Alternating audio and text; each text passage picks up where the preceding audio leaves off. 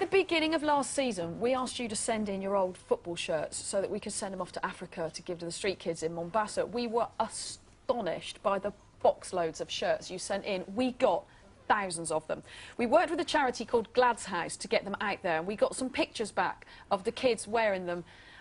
Look, that's just brilliant, isn't it? It just makes you feel so proud that we collected all those shirts and people sent them in and we sent them all out there.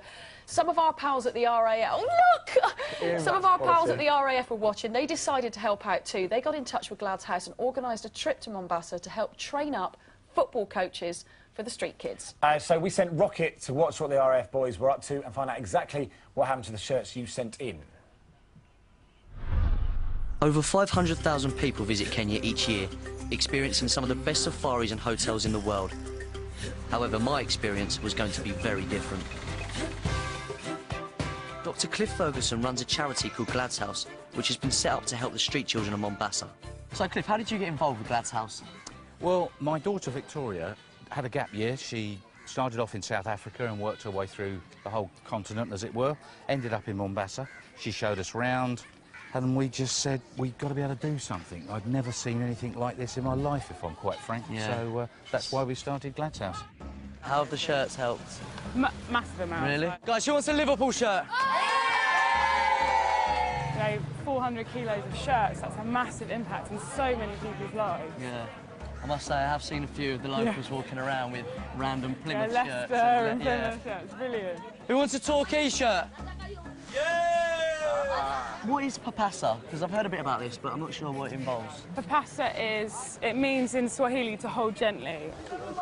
It's where the street boys from town come to Magongo, they play football for like 3-4 hours, and then we feed every boy that comes, and we also give them as much clean water as we can. So it's really an opportunity for the kids to be kids. You know, a street boy doesn't get to have a time where they feel safe to enjoy themselves, and through sport they get to be children again. That's excellent. Look, passing and moving, passing and moving. Pass and move. This is John McGlasson. He works for the RAF. I saw the shirt appeal at the beginning of last season, and being involved with the Royal Air Force Development Squad, thought it would be a good idea if we got together and collected a lot of kit in for you. OK, that was very, very good. We've set up a coach development programme. When we leave, they're able to continue the development of themselves and the street children. Have you seen any young talent, any future Premiership players? Well, we hope so. There's some really good, skillful young players. Tactically, they need to sort of develop, and that's what we're hoping the coaches will do. But I believe that it won't be too long before we see some Kenyan children or adults over playing in the Premiership.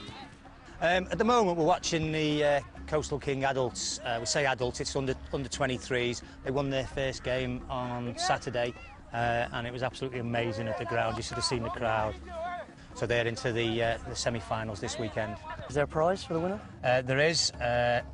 The charity have got a replica World Cup, which we're going to present to the teams, and also a more local prize, which is a goat for each team. They win a goat? They win a goat, yes. Brilliant.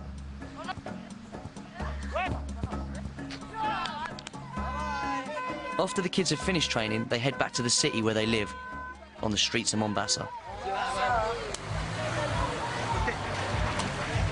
Wow, that was amazing. Incredible. Loved it. Well done, Rocket. And in part 2 of Rocket in Kenya, he watches the Coastal Kings play their first match and presents our first ever African Skills School. That's in its quality. If you want to know more about Glad's House and the work they do, you can visit our website, socceram.com.